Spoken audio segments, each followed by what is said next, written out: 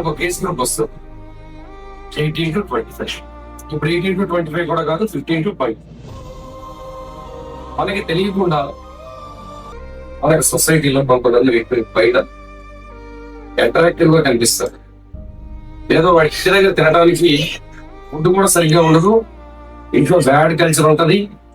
కానీ వాడు బయటకు వచ్చేటప్పుడు వాడి నెలవారీ సంపాదనలో వాడి నెలకి ఎక్కడో కూలి పని చేసుకుంటా ఒక 5-6 వేలు సంపాదిస్తాడు. ఆ 5-6 వేలలో చిన్న పిల్లలు 15 ఏళ్ల నుంచి 25 years మధ్యలో ఉన్న పిల్లల్ని ట్రాప్ చేయడానికి వాళ్ళు ఏం చేస్తారంటే మంచి డ్రెస్ కొనుక్కుంటారు, ఒక మంచి డ్యూక్ బైక్ కొంటారు, క్రాప్ ఒకటి చేస్తాడు, 50 రూపీస్ పెడితే క్రాప్. కోతి పిల్ల కూడా వయసుకు వచ్చినాక చాలా అందంగా ఉంటుంది, మీరు గమనించాలి. కోతి కూడా, మీరు కోతిని చూడండి, వయసులో ఉన్న కోతి కూడా చాలా అందంగా ఉంటుంది. వాడు అట్లా చక్కగా వస్తాడు, బైక్ లో వస్తాడు, ట్రాప్ చేస్తాడు, మన ఇంటి ముందే 10 సార్లు తిరుగుతాడు. ప్రతి వాళ్ళకి కూడా ఏజ్ లో ఉన్న హార్మోన్స్ ఎఫెక్ట్ కారణంగా మనకు తెలియకుండా ఎవరితో ఒకరికి ట్రాప్ లో ఉంటుంది. దయచేసి మనం ఏజ్ గ్రూప్ లో చేయాల్సింది ఏంటంటే, ఎవరైతే ఆ ఫీలింగ్స్ ని కంట్రోల్ చేసుకుని అటువంటి బ్యాడ్ ఫీలర్స్ ట్రాప్ లో పడకుండా తల్లిదండ్రుల డైరెక్షన్ లో వెళ్తే సంఘటన జరగదు. చాటింగ్ చేసుకుంటూ ఉంటారు. ఈ రోజు ఇన్స్టాగ్రామ్ యాప్ ద్వారా డ్యామేజ్ అవుతున్న పిల్లలు చాలా మంది మనకు తెలియకుండా, మీరు ఇన్స్టాగ్రామ్ లో చూస్తే ఖాళీగా ఉండే అబ్బాయిలు మాత్రమే అమ్మాయిలను ట్రాప్ చేయడానికి టైం ఉంటుంది. మీరు ఎప్పుడైనా గుర్తుపెట్టుకోవాలి, చదువుకునే అబ్బాయి, సంస్కారబద్ధంగా పెరిగే అబ్బాయి, జీవితంలో ఉన్నత లక్ష్యాలు ఉండే అబ్బాయిలు ఎవరు కూడా అమ్మాయిల వెంట పడాలి. ఇలా రోడ్డు మీద ట్రాప్ చేసే వాళ్ళలో ఈ సంఘటన చెప్తున్నాం. బయట వాళ్ళను మనం ఈజీగా నమ్ముతాం, మన కన్న తల్లిదండ్రులే రక్త బంధువులతో గొడవలు పడుతూ ఉంటాం. మీ అందరికీ కూడా చెప్పాలనిపించింది చెప్తున్నాం. హీనియస్ థింకింగ్ ఫస్ట్ మనం ఆలోచించాల్సింది. బయట వ్యక్తుల యొక్క థింకింగ్ మనం అంచనా వేయలేం. బయట చూసిన మెరుగు చూసి మనం ఎక్కువ పడకూడదంట. మేడ గుండె చూడు మేలుమేమి ఉంటుందనే సామెత పెద్దలు పెట్టిన చాలా గొప్ప వాక్యాలు ఉన్నాయి. అలాగే వీడు కూడా చూడడానికి చక్కగా ఉంటాడు, చాలా స్మూత్ గా మాట్లాడతాడు. నేను ఇంటర్వ్యూట్ చేసినప్పుడు కూడా వాడు చాలా ఇన్నోసెంట్ గా బిహేవ్ చేస్తాడు.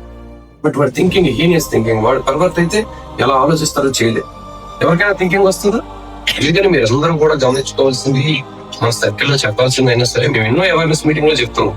మీకు చెప్తే సొసైటీ మారిపోయింది అంటారు. ఇలా ప్రతి చోట కూడా అవకాశం ఉన్న చోటలో మనం చెప్పుకుంటూ వెళ్ళాలనేది మా ఉద్దేశం. మీరు మంచి స్కూల్లో చదువుకోవాలి, మీకు తెలుసో తెలియదు. సార్కి ఈ రోజు అంత మంచి అవార్డు రావడం, నాకు బెస్ట్ ఫ్రెండ్ అవటం, నేను గర్వంగా ఫీల్ అయ్యే రోజు ఇక్కడికి వచ్చాం. Social excellence, the award of social excellence, national wide award. చాలా తక్కువ మంది పరుడుగా వచ్చే అవార్డు.